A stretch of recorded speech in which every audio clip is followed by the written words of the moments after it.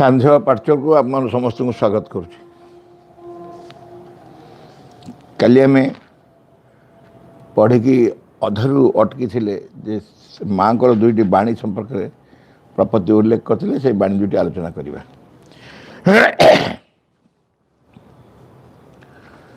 यह विश्व रहस्यर संक्षेप वार्ता एवं श्रीमा स्वयं आम को सत्य और आदर्श संबंध में बारंबार सचेत कराई दौरान बर्तमान श्रीमा प्रदत्त 21/2/68 और 29/2/68 तारीख बाणी यही पत्रिकार प्रथम प्रदत्त यही दृष्टि आम एकांत अनुध्याय से बाणी दुटा को बर्तमान उल्लेख कराऊँ। 21/2/68 The best way to hasten the manifestation of the divine love is to collaborate for the trump of the truth. February 21/59 मसीह माधु बाणी देले दिव्य प्रेमर प्रकाश को त्वरान्वित कर श्रेष्ठ उपाय है सत्यर विजय सहयोगी हेबा। सत्यर विजय सहयोगी हेले कौन हम आम जाचु भगवान कार्य मनीष मान निर्भर करे किंतु जड़े जे सहयोग कर निजर तो निश्चय अंतर उन्नति हेब एवं टोटल कार्य को सीटा एक्सेलरेट कर अधिक त्वरान्वित हम। सत्यर विजय सहयोगी हेबा सॉरी आम सत्यर विजय सहयोगी हेबा एटा आम सुजोग गोटे। Truth alone can give to the world the power of receiving and manifesting the divine love. 29/2 बाणी एकमात्र सत्य ही जगत को दिव्य प्रेम धारण करिवार और प्रकाश करिवार शक्ति दान करिपारे। सत्य ही केवल जगत को दिव्य प्रेम धारण करिवार एवं प्रकाश करिवार शक्ति दान करिपारे। जगत को दिव्य प्रेम धारण करवा एते सहज न। जगत से सामर्थ्य नहीं कहे गोटे जगह वर्णना है जगत जो प्रस्तुत है जदि सत्य अवतरण कर ध्वंस हो जगत ध्वंस हो कारण सत्य जो सत्य को सर्ज करवा सत्य को सर्ज करने प्रस्तुत हवा दरकार जगत को आ जब जगत प्रस्तुत नहीं सत्य अवतरण कर आसला ताले सब भांगी नष्ट हो। ट्रूथ बर्न टू सून अपन अर्थ में डिस्ट्रॉय यही टाइप मोर एक्जाक्ट मन पड़े लाइनटा ट्रूथ बर्न टू सून अपन अर्थ अर्थात सत्य यदि खूब शीघ्र जगत रे जन्म लाभ करे बा जन्म निये बा अवतरण कर आसे ताले में डिस्ट्रॉय पृथ्वी को ध्वंस कर दे पारे कारण पृथ्वी ताकत नहीं बर्तमान सत्य को सह्य करने से माँ लिखिले केवल सत्य जगत को से शक्ति दे पार receiving and manifesting the divine love. दिव्य प्रेमर प्रकाश को त्वरान्वित कर श्रेष्ठ उपाय है सत्यर विजय सहयोगी हवा। आम सत्यर विजय सहयोगी हेले दिव्य प्रेमर प्रकाश त्वरान्वित हम। सत्यर विजय जब आम सहयोगी हम आउ गोटे है एकमात्र सत्य ही जगत को दिव्य प्रेम धारण कर प्रकाश कर शक्ति दान करें। दिव्य प्रेमर को प्रकाश करने कथा कहले एवं सत्य विजय सहयोगी होगापी कहले आमको तापर कहले सत्य केवल जगत को दिव्य प्रेम धारण कर प्रकाश और शक्ति दे पारे। तेणु केते उभय परस्पर परिपूरक माने सत्य और दिव्य प्रेम देह जाक 29/2/68 तारीख को पृथ्वी पृष्ठ अतिमान से अभिव्यक्ति चतुर्थ स्मृति उत्सव रूपे श्रीमा स्वयं अनुगामी गण महासमारोह पालन कर साधारण मानव प्राण और मनर स्तर में आबद्ध थी पर्यटन सत्यर यथार्थ उपलब्धि करें ना। साधारण मानव प्राण और मनर स्तर में आबद्ध थी पर्यटन सत्यर यथार्थ उपलब्धि करें ना। ये आम जाचु बहुत समय आलोचना हो मन प्राण भितर किसी सत्य आबोधन करहबनी साधारण मनुष्य प्राणर अंध गतिवृत्ति एवं मनर जुक्तिमूलक बाह्य विचार यथार्थ सत्य और जीवन लक्ष्य को निर्धारण करें ना। आपको सब प्रपति निजस्व शब्द सब व्यवहार कर प्राणर अंध गतिवृत्ति अर्थात प्राण जो गति करें आम भितर ताहा अंध सदृश अंध माने किसी बुझेनि किसी माने नहीं जहाँ जुआड़े मन है जहाँ करने को इच्छा हम ତାକୁ ବ୍ଲାଇଣ୍ଡ ବୋଲି କୁହାଯାଉଛି, ଅନ୍ଧ ସଦୃଶ। ପ୍ରାଣର ଅନ୍ଧ ଗତି ପ୍ରତି ମନର ଯୁକ୍ତିମୂଳକ ବାହ୍ୟ ବିଚାର। ମନ ଭାରି ଯୁକ୍ତିପ୍ରିୟ, ସବୁ କଥାକୁ ମାନିଯିବା ସମ୍ଭବ ନୁହଁ ମନ ପାଖରେ। ବହୁତ କମ୍ ମନ ଅଛନ୍ତି ଯେଉଁମାନେ କି ସବୁ କଥା ମାନିଯାଆନ୍ତି, ବୁଝିଯାଆନ୍ତି, ଅନ୍ତର ଯୁକ୍ତି କରନ୍ତିନି, ସ୍ୱୀକାର କରିନିଅନ୍ତି ଏବଂ ପରେ ଜାଣନ୍ତି ଯଦି ଭୁଲ ଥିବ ଜଣାପଡ଼ିଯିବ, ଆମେ କାହିଁ ବ୍ୟସ୍ତ ହେବା। କିନ୍ତୁ ନର୍ମାଲି ଯୁକ୍ତିମୂଳକ ମନ, ସବୁ କଥାରେ ସେ ଯୁକ୍ତି କରିବ।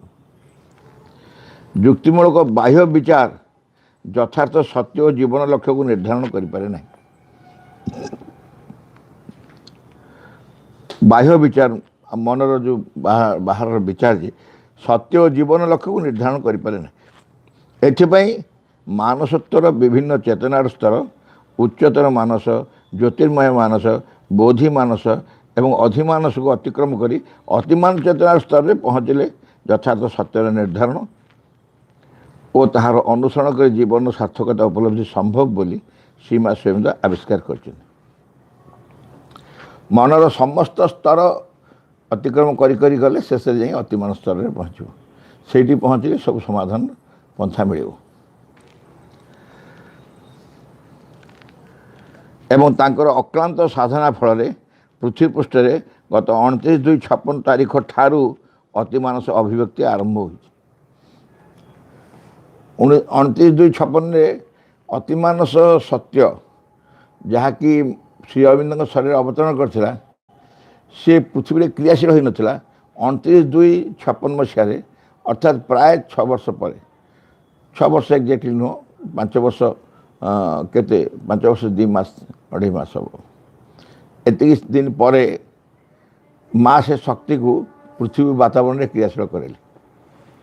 ସେଦିନଠୁ ଅତିମାନ ସତ୍ୟ ସମଗ୍ର ପୃଥିବୀର ବାତାବରଣରେ କ୍ରିୟା କରୁଛି। ଆମେ ଯଦି ଜାଣିପାରୁନୁ, ଜାଣିବା ପାଇଁ ଚେଷ୍ଟା କରିବା ଉଚିତ। ଆମେ ଜାଣିପାରୁନୁ, ଜାଣିବାକୁ ଚେଷ୍ଟା କରିବା ଉଚିତ, କିନ୍ତୁ ଜାଣିପାରୁନାହୁଁ ବୋଲି କରୁନାହିଁ ସେ କଥା ମିଥ୍ୟା, ସେଇଟା ଭୁଲ। ସେମିତିଆ ନୁହଁ। କାହିଁ କେଉଁଠି କ୍ରିୟା କରୁଛି, କାହିଁ ଆମେ ଦେଖୁନୁ ତ, ସେମିତି କ'ଣ ହୁଏ? ସେମିତି ହେବନି। ଯେଉଁ ପ୍ରକାରର ପରିବର୍ତ୍ତନ ସଂସାରରେ ହେଉଛି, ଏ ସଂସାର ପରିବର୍ତ୍ତନ ସ୍ୱାଭାବିକ ନୁହଁ। ଏ ସ୍ୱାଭାବିକ ନୁହଁ କାହିଁକି ନା ଅତିମାନ ଶକ୍ତିର ପ୍ରଭାବରେ ହେଉଛି। ଆଗରୁ ଯାଉଥିଲା ଅତିମାନ ଶକ୍ତି ନଥିଲା। 50 ମସିହା ପରେ ଅତିମାନ ଶକ୍ତି ଅବତରଣ କଲା ଏବଂ 56ରେ କ୍ରିୟାଶୀଳ ହେଲା। ତାପରେ ଯେଉଁ ପ୍ରକାର ପରିବର୍ତ୍ତନ ହେଉଛି, ଏଇ ପରିବର୍ତ୍ତନ ଆଗରୁ ନଥିଲା। ତେଣୁ ତାହା ଆମେ ଜାଣୁ ବା ନ ଜାଣୁ କି ଯାଏ ଆସେନି, କରୁଛି ସେ। ଯେଉଁମାନେ ଏ ଦିଗରେ ଉନ୍ମିଳିତ ହୋଇଛନ୍ତି ବା ହେବାକୁ ଆରମ୍ଭ କରୁଛନ୍ତି, ସେମାନେ ଅତିମାନସର ପ୍ରଭାବ କ୍ରମଶଃ ଅନୁଭବ କରୁଛନ୍ତି। ଅତିମାନସର ପ୍ରଭାବଟା ଏତେ କ'ଣ ବନ୍ଦ ନୁହଁ ଯେ କିଏ ଜାଣିପାରିବନି, ସେମିତି ନୁହଁ। କଷ୍ଟକର ହୁଏ, ନିଶ୍ଚୟ ଜାଣିବା ଡିଫିକଲ୍ଟ, କିନ୍ତୁ କେହି କେହି ତାକୁ ଅନୁଭବ କରୁଛନ୍ତି। କେହି କେହି ତାକୁ ଅନୁଭବ କରୁଛନ୍ତି। ତାର କ୍ରିୟା ଯେ ପୃଥିବୀ ପୃଷ୍ଠରେ ଚାଲିଛି, ଏକଥା ମଧ୍ୟ ସେମାନେ ଫିଲ୍ କରୁଛନ୍ତି, ଅନୁଭବ କରୁଛନ୍ତି। ତାଙ୍କ ଭିତରେ ସେଥିପାଇଁ ପ୍ରସ୍ତୁତି ହେଇଯାଇଛି, ସେ ଅନୁଭବ କରିପାରିବେ। ଅତିମାନ ସତ୍ୟକୁ ଅନୁଭବ କରିବା ସହଜ ନୁହଁ ମଧ୍ୟ, କିନ୍ତୁ ଅସମ୍ଭବ ନୁହଁ। ପୃଥିବୀ ପୃଷ୍ଠରେ ଅତିମାନସର ବିଜୟ ହେଉ ଏବଂ ମାନବ ତାର ଯନ୍ତ୍ର ହୋଇ ଅତିମାନବରେ ପରିଣତ ହେଉ, ଏହା ହିଁ ଆମମାନଙ୍କର ପ୍ରାର୍ଥନା। ସୁନ୍ଦର ପ୍ରାର୍ଥନା ଶେଷକୁ କଲେ। ଏ ପୃଥିବୀ ପୃଷ୍ଠରେ ଅତିମାନସର ବିଜୟ ହେଉ, ଅତିମାନସର ବିଜୟ ହେଉ, ଅର୍ଥାତ୍ ଏପର୍ଯ୍ୟନ୍ତ ମନର ବିଜୟ ହେଇ ଚାଲିଛି। ମନ ଯେମିତି ଚାହୁଁଛି ସେମିତି ପରିଚାଳନା କରୁଛି। ସେତେବେଳେ ଅତିମାନସ ପରିଚାଳନା କରିବ। ଅତିମାନସ ହିଁ ଶାସକ ହେବ, ବା ମନ ଯେମିତି ଶାସକ ହୁଏ ସେମିତି ନୁହଁ। ଅତିମାନସ ହିଁ ଆମମାନଙ୍କର ଆବଶ୍ୟକତା। ଅତିମାନସ ବିଜୟ ହେବ, ମାନବ ତାର ଯନ୍ତ୍ର ହୋଇ ଅତିମାନବରେ ପରିଣତ ହେବ। ଅତିମାନସର ଯନ୍ତ୍ର ହେଲେ ହିଁ ମଣିଷକୁ ଅତିମାନବ ଶକ୍ତି ଅତିମାନବରେ ହିଁ ପରିଣତ କରାଇବ। ଏବଂ ଏହା ହିଁ ଆମମାନଙ୍କର ପ୍ରାର୍ଥନା। ତାପରେ ହେଲା ପୂର୍ଣ୍ଣତା ଓ ତାରୁଣ୍ୟ। ଏହି ବର୍ଷର ପ୍ରଥମ ଦିନରେ ଶ୍ରୀମାଙ୍କ ପ୍ରଦତ୍ତ ବାଣୀ, remain young, never stop striving towards perfection. Remain young, never stop striving towards perfection. तरुण रुह पूर्णतार उपलब्धि दिगरे प्रयास कदापि विरत हुआ नहीं। Never stop striving. स्ट्राइविंग माने तुम्हें प्रयास करुच चेष्टा करुच कौन पर चेष्टा करुच ना पूर्णतार उपलब्धि दिगरे। परफेक्शन हूँ पूर्णता। पूर्णतार उपलब्धि दिगरे जी प्रयास आम करुँ से केवे भी विरत होने। नेवर स्टॉप केवे विरत होने। केवल तरुण रहिले ही पार। एगेन तरुण पुणी किए तरुण किए तरुण किए बार्थ सर्टिफिकेट बाहर कि आधार कार्ड बाहर। माँ परिष्कार कहते I have seen old man of 20 years and young man of 80 years। 80 वर्षर भी मुझे तरुण देखी 20 वर्ष भी वृद्ध देखी। तेणु ये बार्थ सर्टिफिकेट कम कर तरुण हूँ जी एज तापर वयस्क तापर प्रौढ़ तापर वृद्ध तापर सीनियर सिटीजन ये सब नुह। केवल एटीट्यूड मनोभाव जे मनोभाव रे तरुण रही से जेते जाए भी तरुण रही। एवं तरुण रहिबार प्रमाण कौन? तरुण रहिबार प्रमाण हूँ तुम अटकी जीवनी कौन सी उद्यम अटकी जीवनी। जेते दिन पर्यंत लक्ष्य उपनीत न हो दिन पर्यंत मो कार्य में चलती लगी। यहीटा हूँ तरुणर प्रमाण। जड़े तरुण माने धरा जो मो जीवन में मो लक्ष्य रखी चैत्य पुरुषर आविष्कार करी। चैत्य पुरुषर आविष्कार करने मुझे लक्ष्य रखी संकल्प कर सिद्धांत नहीं तार अनुकूल कार्यक्रम सब कर। चैत्य पुरुष आविष्कार दिगरे कौन कौन कर चेष्टा कर चलती। जिते दिन पर्यंत चैत्य पुरुष आविष्कार न हो मो उद्यम जारी रहियो। जदि उद्यम जारी रहिला ताले मो तरुण कारण मो उद्यम बंद करूनी। जो दिन कभी नाई छाड़ा आउ हबनी हबनी से आम दे नुह तुम बयस जिते हेले भी तुम वृद्ध हो गल। The moment you stop progressing you become old. अग्रगति करवा जदि बंद हो गला खाली अतिमानस सिद्धि बा चैत्य पुरुष आविष्कार यही लक्ष्य नुह। तुम जेकोसी कार्य भी करुथा जीवन में अनेक कार्य करने को आम सिद्धांत नहीं था किंतु से कार्यक्रम मझिरू अटकी जाऊ हबनी। से कार्यक्रम यदि कर चलचु धरा जाओ गोटे तुम गोटे बगीचा डेभलप कर बगीचा डेभलप करने जहाँ जहाँ आवश्यक सब प्रस्तुत है। जगह खोड़ा गच आसला लगा सब है एवं तुम भर गोटे उत्साह आसला प्रेरणा आसला कौन से कारण से जो मंजुड़ा तुम आनी से मंजुड़ा भल मंजी नुह गछ भल है कि फूल फुलला तुम तो नाई छाड़ हबनी आम गला तो काम बंद हो गला तो प्रोग्रेस बंद हो गला तुम स्टार्ट कल वृद्ध हाँपाई यू बिकेम ओल्ड है नहीं आउ थे चेष्टा करना हाँ करवा आउ थे खोल आउ थे देखा से मंजी हबनी काम हबनी नुआ मंजी आण आउ काठ मंजी आण ये सब मंजी भी है आउ थे चेष्टा कर नहीं आउ थे चेष्टा करवा। अरे गो ऑन ट्राइंग चेष्टा कर चल जिते जाए चेष्टा कर बार्धक्य स्पर्श कर नहीं। जिते दिन जाए उद्यम कर चलती तुम बार्धक्य स्पर्श कर। जो दिन तुम कार्य बंद करदेव आउ हम ना बोली मन मन सिद्धांत नहीं जो ना मो दे नुह ये तुम बयस जहाँ ही था पछे तुम से दिन वृद्ध हवा आरंभ कर उद्यम जारी रहा दरकार। से माँ कहले नववर्ष बाणी दी 1968 68 मसीह नववर्ष बाणी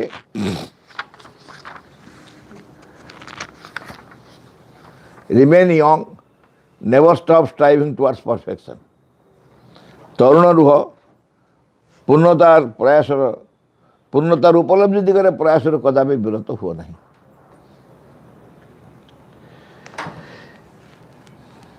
ତେଣୁ ଏଇ ଦିଗରେ ଆମକୁ ବିରତ ନ ହେବାକୁ ଏବଂ ଏଇ ପୂର୍ଣ୍ଣତାର ଉପଲବ୍ଧି ନିମନ୍ତେ ସର୍ବଦା ତରୁଣ ହୋଇ ରହିବାକୁ ନିର୍ଦ୍ଦେଶ ଦେଉଛି। ଏ ବାଣୀରେ ଆମକୁ ତରୁଣ ହୋଇ ରହିବାକୁ ନିର୍ଦ୍ଦେଶ ଦିଆଯାଉଛି। ତେଣୁ ପୂର୍ଣ୍ଣତାର ଉପଲବ୍ଧି ଜଣେ ତରୁଣ ହିଁ କରିବ। ଏଗେନ୍ ମୁଁ କହିବି ସେ ତରୁଣକୁ କୌଣସି ବୟସ ସ୍ପର୍ଶ କରିବନି, ବୟସ ସ୍ପର୍ଶ କରିବନି। କାରଣ ଯାହାକୁ ସେ ଉପଲବ୍ଧି କରିବାକୁ ଯାଉଛି ସେ ହେଉଛନ୍ତି ଚିର ତରୁଣ। ଭଗବାନ ରାଜ୍ୟରେ ବାର୍ଦ୍ଧକ୍ୟ ନାହିଁ ନା, ଭଗବାନ ରାଜ୍ୟରେ ବାର୍ଦ୍ଧକ୍ୟ ନାହିଁ। ଚିର ତରୁଣ, ସବୁବେଳେ ତରୁଣ। ତାକୁ ତମେ ଆବିଷ୍କାର କରିବାକୁ ଯାଉଛ, ତାକୁ ଆବିଷ୍କାର କଲେ ତରୁଣ ହେବା ପାଇଁ ବାଧ୍ୟ। ତରୁଣ ନ ରହିଲେ ଆବିଷ୍କାର କରିହେବନି। ତମ ଭିତରେ ସେଇ ତାରୁଣ୍ୟର ପ୍ରକାଶ ଦରକାର। ଏହି ବାଣୀକୁ ଜୀବନରେ ମୂର୍ତ୍ତ କରିବାକୁ ହେଲେ ସର୍ବାଗ୍ରେ ପୂର୍ଣ୍ଣତା ଓ ତାରୁଣ୍ୟର ଅର୍ଥ ସମ୍ବନ୍ଧରେ ଆମମାନଙ୍କୁ ଅବଗତ ହେବାକୁ ହେବ। ତେଣୁ ପୂର୍ଣ୍ଣତା କ'ଣ ଆଉ ତାରୁଣ୍ୟ କ'ଣ? ପୂର୍ଣ୍ଣତାର ପଛରୁ ଉଦ୍ୟମ କରୁ, ଜମା ବିରତ ହୁଅ ନାହିଁ ଏବଂ ତରୁଣ ରୁହ ବୋଲି କୁହାଯାଉଛି। ଏ ତାରୁଣ୍ୟ କ'ଣ ଆଉ ପୂର୍ଣ୍ଣତା କ'ଣ ତାକୁ ଟିକେ ବୁଝିବା। ଜୀବନରେ କୃଷି, ବାଣିଜ୍ୟ ବ୍ୟବସାୟ, ପ୍ରଚଳିତ ଶିକ୍ଷାଧାରାରେ କୌଣସି ଡିପ୍ଲୋମା, ଡିଗ୍ରୀ ବା ଉଚ୍ଚ ପଦବୀ ପ୍ରାପ୍ତ ହୋଇ ଉଚ୍ଚ ଚାକିରି କରି ପ୍ରଚୁର ଅର୍ଥ ଉପାର୍ଜନ କରିନେଲେ ଏବଂ ସମାଜ ମଧ୍ୟରେ ଗଣ୍ୟମାନ୍ୟ ହୋଇ ଉଚ୍ଚ ସମ୍ମାନର ଅଧିକାରୀ ହେଲେ ଜୀବନ ସାର୍ଥକ ହେଲା ବା ଜୀବନର ଲକ୍ଷ୍ୟ ପୂର୍ଣ୍ଣ ହେଲା ବୋଲି ସାଧାରଣ ମନୁଷ୍ୟର ଧାରଣା। ଆଉ ଜଣେ ଭଦ୍ରଲୋକ ମୋ ସାଙ୍ଗେ ଦେଖା ହେଇଥିଲେ। ତାଙ୍କ ପିଲାମାନେ ତାଙ୍କୁ ବାଧ୍ୟ କରୁଛନ୍ତି, ତମେ କାମ ଛାଡ଼, କାମ ଦରକାର ନାହିଁ। ସେ କହିଲେ ମୋ ପରିବାର ପାଇଁ ଯାହା ଦରକାର ମୁଁ ସବୁ କରିଦେଇଛି, ଯେତିକି ଅର୍ଥ ଉପାର୍ଜନ କରିବା ମୁଁ କରିସାରିଛି, ମୋର ଆଉ ଅର୍ଥ ଦରକାର ନାହିଁ।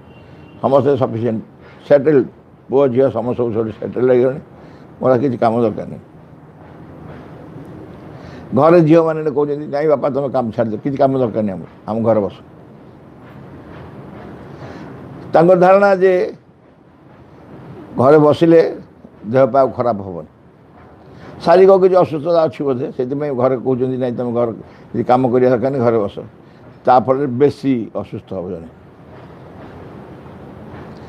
ତାଫଳରେ ବେଶୀ ଅସୁସ୍ଥ ହେବ। ଆମେ ଆମ କାମ ସରିଯାଇଛି, ଯାହା ରୋଜଗାର କରିବା କଥା କରିଦେଇଛୁ, ସବୁ ଘର ଫର ଠିକ୍ ଚାଲିଛି, ସମସ୍ତଙ୍କ ପାଇଁ ସଫିସିଏଣ୍ଟ ରଖିଦେଇଛି। এইগুটাকে ଆମ ଜୀବନର ପୂର୍ଣ୍ଣତା ବୋଲି ଆମେ ବା ଲକ୍ଷ୍ୟ ବୋଲି ଆମେ ଭାବୁ। ସାଧାରଣତଃ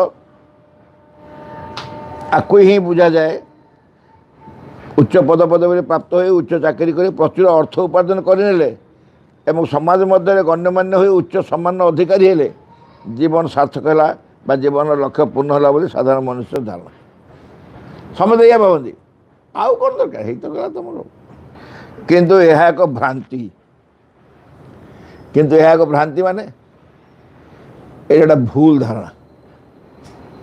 ଅର୍ଥ ଉପାର୍ଜନ କଲେ, ଧର ପୁଅ ଚାକିରି ପାଉନି, ଗୋଟେ ଚାକିରିଟେ ପୁଅ ନିହାତି ଦରକାର।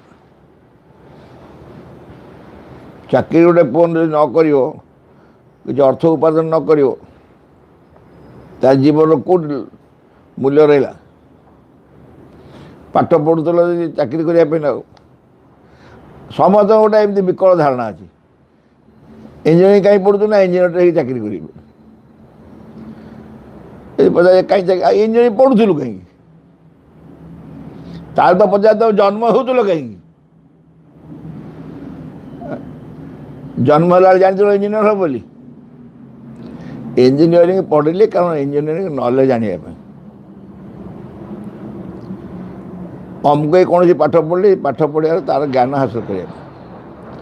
ଜୀବନର ଲକ୍ଷ୍ୟ ହେଉଛି ଭଗବାନଙ୍କ ପାଇଁ ସେବା କରିବା ଓ ଆନନ୍ଦରେ ରହିବା। ଜୀବନର ଲକ୍ଷ୍ୟ ନୁହେଁ ଚାକିରି କରିକି ପ୍ରତିଷ୍ଠିତ ହେବା, ରୋଜଗାର କରିବା। ନିଜର ଆବଶ୍ୟକତା ପୂରଣ ପାଇଁ ଯାହା ଦରକାର ଯଦି ତାହା ମିଳୁଛି, ତାହେଲେ ତା ମାଆ କୃପା ବୋଲି ବୁଝିବା। ଚାକିରି କର ନ କର, ଚାକିରି କଲେ ମିଳୁଛି, ଚାକିରି ନ କଲେ ମିଳୁଛି, ମିଳୁଛି ଯଦି ତା ମାଆ କୃପା। ଏବଂ ଏଇ ଲକ୍ଷ୍ୟକୁ ପୂରଣ ପାଇଁ ଜୀବନରେ ଏଇସବୁ ସ୍ୱାଭାବିକ ଯେଉଁ ସାମର୍ଥ୍ୟ, ସ୍ୱାଭାବିକ ଜିନିଷ ସବୁ ଆମେ ଯାହା ଭାବୁଛୁ ଦୈନନ୍ଦିନ ଏଗୁଡ଼ା ଆବଶ୍ୟକତା ବୋଲି, ଏଇଟା ସମ୍ପୂର୍ଣ୍ଣ ବୃଥା, ଭ୍ରମ ଧାରଣା ବୋଲି କୁହାଯାଉଛି। या जीवन एक आंशिक सफलता बोली कहुपर किंतु यह कदापि पूर्णता नुहे आंशिक सफलता चाकरी जड़े पाईगला कि अर्थ उपार्जन कला किछिटा तार बोझ हालुका हो गला किंतु सतरे देखिले विशेष किसी हालुका हुए कारण कौन सी प्राप्ति जीवन रे असल प्राप्तिर समांतर नुहे असल प्राप्ति जे हृदय विजयी अच्छा पाइबा असल प्राप्ति तापर तुम जहाँ भी हो समाज जिते प्रतिष्ठित जहाँ हो सहित कौन सामंजस्य ना कि समानता ना तेणु ता संगे तुलना कर कौन अर्थ अच्छे गोटे आंशिक सामान्य कि गोटे प्राप्ति बोली कहीहब किंतु प्रकृत में जहाँ आम आवश्यक ता तुलना कि नुहे ये कदापि पूर्णता नुहे यही जगत और जीवन में सत्य और प्रेमर प्रतिष्ठा विजय ही पूर्णतार अर्थ पूर्णता केम डिफाइन कराला ये जगत और जीवन रे आम जो जगत में बंचुच और जो जीवन बंचुच ये जगत और जीवन में सत्य और प्रेमर प्रतिष्ठा एवं सत्य और प्रेमर विजय मो जीवन में सत्य और प्रेमर विजय हो दिव्य सत्य दिव्य प्रेम भगवान को सत्य दिव्य सत्य हूँ भगवान और दिव्य प्रेम आंकर विजय ही तांकर प्रतिष्ठा हो विजय हो प्रतिष्ठित मो जीवन में सत्य और प्रेम प्रतिष्ठित हो सत्य और प्रेम प्रतिष्ठित कौन जना पड़ो मो तार एक प्रकाश धारा है गोटे प्रकाश धारा है यही पानी रे लुण अच्छे केमी जान टेस्ट कर दो जान पानी लुण अच्छी कि चीनी अच्छी कौन अच्छे सेमती मो जीवन को देखिले मोर दैनंदिन जीवन को जड़े देखिले अनुभव कर ये सत्य और प्रेमर संपर्क आसना नहीं सत्य प्रेम पर विजय लाभ कर जानी हम स्वाभाविक जानी हम तेणु आम पूर्णतार मुख्य लक्ष्य है मुख्य उद्देश्य है